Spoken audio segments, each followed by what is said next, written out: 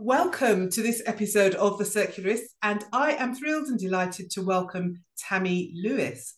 Tammy is the founder of Community of Guardians, and I have had a quick chat with Tammy. I'm so excited about this initiative, its value, its importance right now at this time.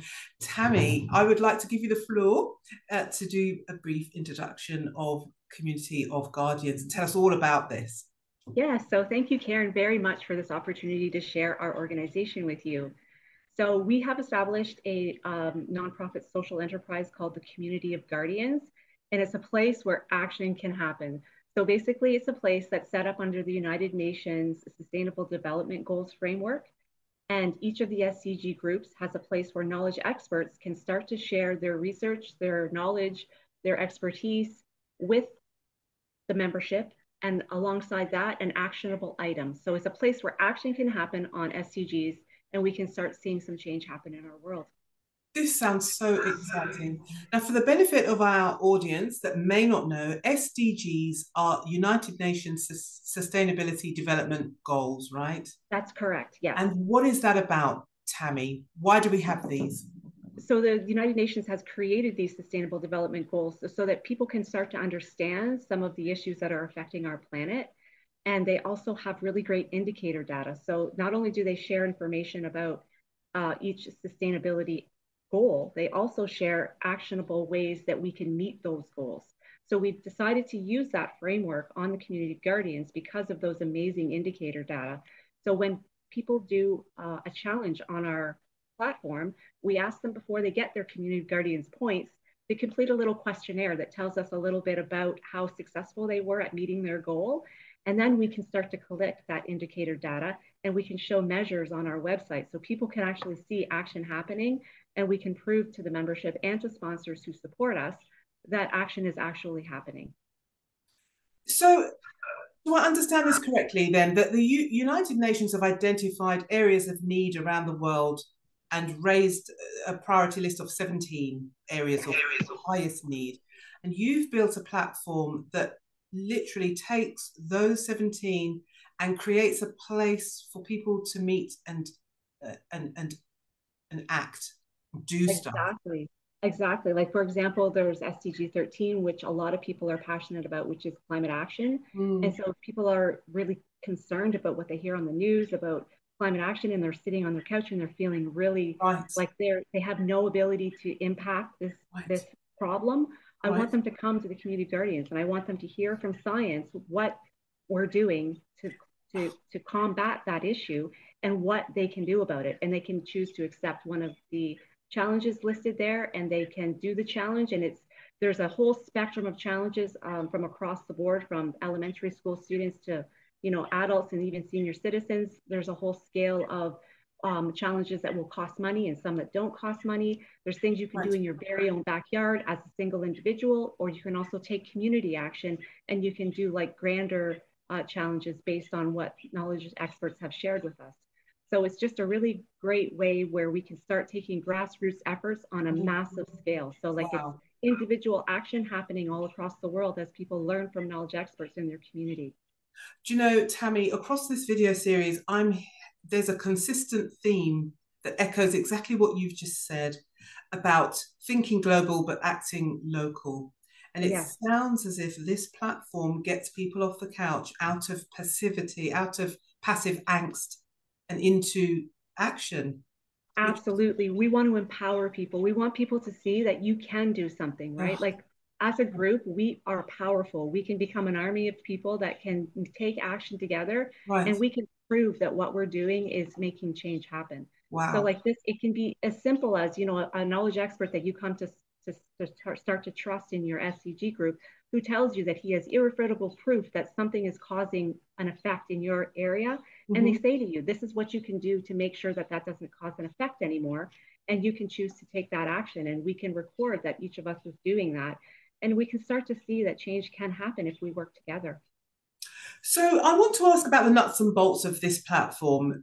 Is it free to use? Is it easy to onboard? Is there anyone that can or cannot access it? Do you have to be qualified in a certain area? What? Absolutely. It's completely free for anyone to join. They can come to our website. We're currently creating a personality quiz. So if you're not sure what your SDG is, there's 17 of them.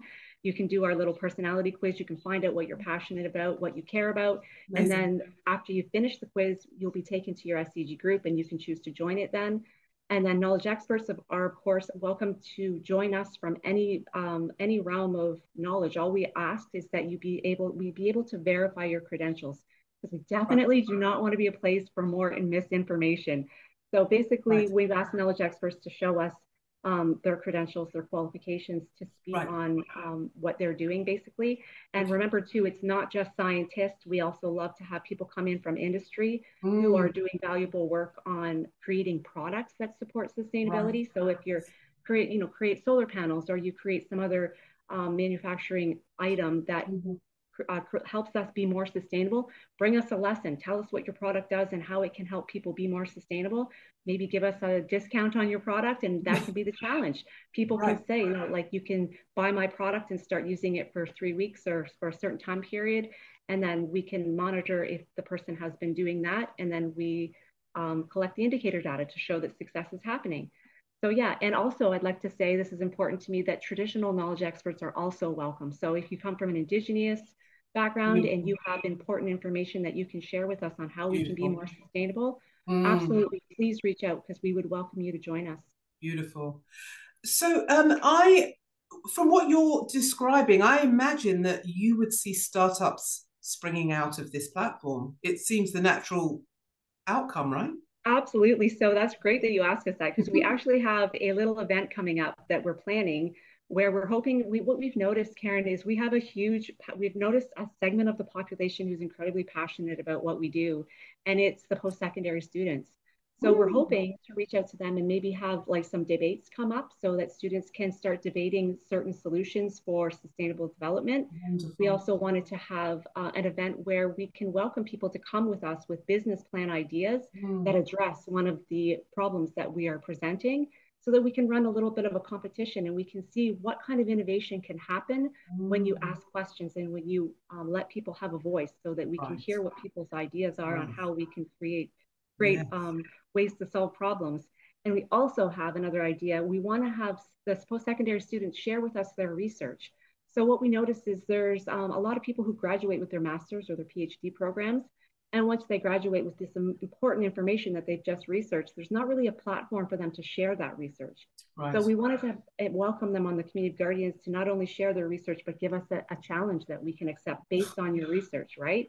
And then people can come on board, other researchers or manufacturers, they can search our inventory of student research, and they can reach out to the student and say, wow, I've seen what you've done for your research project. Would you like to, present what you're doing, or would you like to create a partnership with us so that we can, further your research?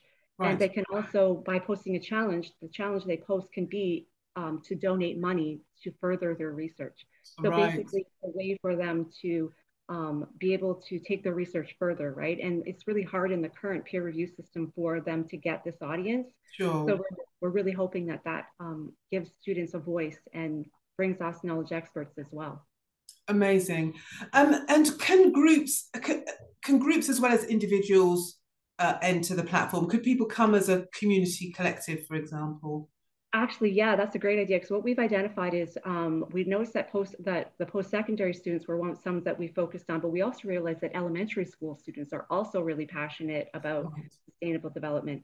So we thought what we would like to do is set it up so that teachers can join on behalf of a class. Right? So then we can have whole groups of students who are doing wonderful things in their own communities, taking action for things they care about, and who may not necessarily have the permission to join as a youngster, right? The teacher can join on their behalf. I absolutely love this initiative, Tammy. So tell me, where in the journey are you? Are you just out of the gates? Are you in beta, depending on which side of the Atlantic you're from? Where are you with this platform in terms Definitely. of development? So Our website is currently running in pilot mode while we collect feedback, because we really wanted to get an idea of how people like using the platform. What can we learn? How can we improve? We now have a UX designer who has taken all of that information and is currently using it to rebuild the platform in ways that we've gotten suggestions on. Currently, we are working with absolutely zero funding. So everything you see in front of you has been built on volunteer power. So we have university students who contribute. We have people who work full time who are contributing. And we welcome volunteers. So like this has been, it's been some value by creating something like this by volunteer power, because it doesn't really have any affiliation right now. So it really allows us to build collectively, right? So if you have, if anyone is listening to this recording and they're like, wow, I love this idea, I'd love to contribute, I welcome them to come to the website and put, there's a button you can press to indicate you would like to volunteer. And we would welcome anyone to come on board. I'll volunteer.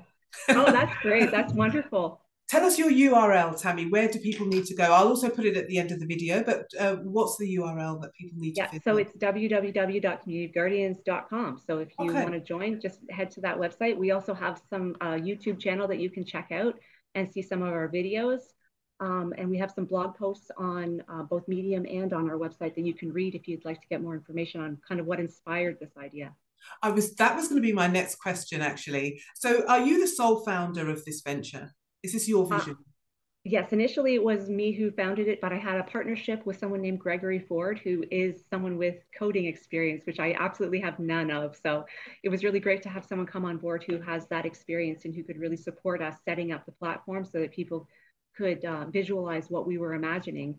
And after that, we've had a flood of volunteers, from post-secondary students to people who work full-time, who've come on as volunteers and who assume certain roles in our organization to help us move it forward. So Tammy, what is your background? What led you to see this need and want to act upon it? Are you a scientist? Are you an industry veteran? Which angle did you come in from? So my background is in science and health science, and I've done an MBA in community economic development. But I say up front to everyone I speak to, I don't have a degree or anything in the sustainable development goals. So this isn't my area of expertise. But what I realized when I built this platform was I don't necessarily have to have all of the skills. What I really need to do is just have the vision to build it. And then the experts will come and they will help me create what we need to create, right? So that was my goal. Do you know, Tammy, I believe in this phase of humanity's evolution, I like to think of the period we're in as the Renaissance 2.0, where it's not necessarily about the bag of degrees that you come with, although they are valid, but it's about creativity, innovation, passion, commitment, heart. All of those things are equally valid and have a place. You know, everything has a place, because we need all hands on deck to build tomorrow, because what we've built has slammed into a cul-de-sac. We're about to obliterate humanity with this. I completely agree, Karen. I completely agree with everything you said. Yeah. And I feel like that's why this platform is so important, is because we're like feeding innovation here. Like we want to know what people's ideas are. We want to have discussion. Like there's lots I've learned when researching this idea. And one of the things that I've come across is a lot of the SDGs, one solution to a problem for an SDG can be detrimental to another. So what we need to do is have a place where that discussion can happen, right? Like people need to talk, they need to discuss, they need to figure out solutions that support everyone that's involved across the SDGs, right? Like we shouldn't be afraid of having, like, that's what the scientific process is, right? Like failure is built into science, right? So we need to have a place where that can happen and people welcome it and they understand it and then they trust it more, right? Like we noticed through the COVID pandemic that there has been a huge mistrust in the scientific process, right? Absolutely. So if we can bring people closer to science, if we can show them knowledge experts who they begin to trust and they learn from, then we can maybe rebuild that trust in science. And people do a challenge and they don't just leave it alone then. Like we have one of the examples I'd like to share with everyone is the Monarch Butterfly Challenge. So this one falls under SDG 15. And we reached out to the Butterfly Conservatory and we said, okay, so we've heard that the monarch butterfly is close to extinction. Can you maybe give us like a reason why that's happening and a challenge? And they said, absolutely. So they explained how the monarch butterfly only lays its eggs on a plant called the milkweed. And if that plant isn't available for the butterfly to lay eggs on or to consume, then the the butterfly is in danger. And so they said the challenge they gave us was simple. All you need to do is get some milkweed butterfly or milkweed seeds to plant in your backyard or from your garden center and plant the plant. And you've done something to make life better for the monarch butterfly. Right. And then we realized that like we need to have a place where, say you decide to plant that plant under your dryer vent and it dies. Does that mean that you failed at your challenge? Absolutely not. That means that you learned something. And when you go to our platform, which is like Facebook, and you put into your group that you planted your plant and it died, and you tell people don't plant it under a dryer vent, that's the scientific process happening, right? Absolutely. And so people learn from what they do, and then Absolutely. they take action, and other people listen to what was happening and they fix it. Yes. And then people also don't just like, they don't just go, okay, I planted my milkweed, I'm done. They suddenly say, oh, wow, I did this. I'm powerful. I have accomplished something.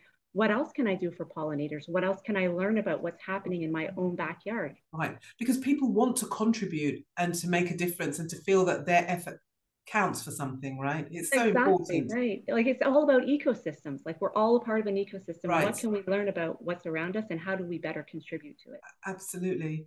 Absolutely. So this is so exciting and so important. I really get this. I'm going to have a look. I'm going to bring some friends and join. Oh, wonderful.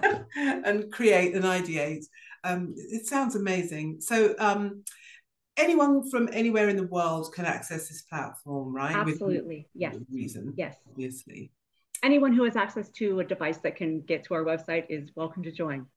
And how are you going with onboarding and users? Are people coming? Are you finding that you're attracting? I mean, obviously, I'll help, and this, this video series we'll share this. Are people coming? Are people caring? People are definitely coming, yeah. And everyone, it's funny, Karen, because I attend a lot of events too, so that we can share the vision of what we're doing. And I'm always setting myself up for the naysayers, right? And the funny thing is I haven't come across any yet. Like I've had people who have given some suggestions on what we're doing and how we can better do it, but no one has ever said this is a bad idea. Like there's no way this will work. Almost everyone who I've spoke to across academia and industry has said this is an amazing idea. Fantastic. So like we have people coming, we have people who are interested. I think our major barrier right now is just the inability for a small social enterprise with no funding to get the voice out there and to share with others what we're doing and to get more people aware, right? So it sounds as if you're approaching the point at which you could make a strong case to investors. Once you onboard and you've got the users coming and the validation coming, and even maybe some written intent from a few of us. I don't know if you're ever thinking about monetizing this, but maybe. We were hoping to do the sponsorship route. So we really wanted to reach out to companies who are sustainable and support sustainability. Right. Like we're not looking to support greenwashing or anything, but anyone who is really honestly, truly looking for ways, and it can even be companies who have been accused of greenwashing. Like we are showing ways that you can do this, right? Like we're showing ways that you can support real action happening, right? So we have certain like packages set up so that people can come on board. Like as I mentioned, people earn community guardians points for doing tasks. So we're looking for people who have products that they might want to give us, if someone has so many community guardians points, maybe they can get a discount on your product, or maybe they can, get one of your products by redeeming their community guardians points, right? So any way that we could, use that as a way to entice people to want to take more action would be really welcome. Or we have major sponsorship opportunities across the 17 SDGs, basically all of them. Or if you are specific in your mandate in your organization to support a SDG, like climate action or something, you're welcome to just sponsor that SDG group. And so like we would welcome anyone who's in a position looking for, data that they can say is supporting sustainable development or SDG action to reach out to us. I am thrilled to learn about this platform. It's just what we need. I can't wait to dive in, and I will give you feedback and so on. Okay. Thank you so much for joining me today, Tammy. Will you come back at a later date, a bit further down the road, with an update on how it's going? Absolutely. That would be great. Okay. So all the very best with it, and we'll keep in touch and talk again, okay? Thanks for this opportunity, Karen. Bye for now.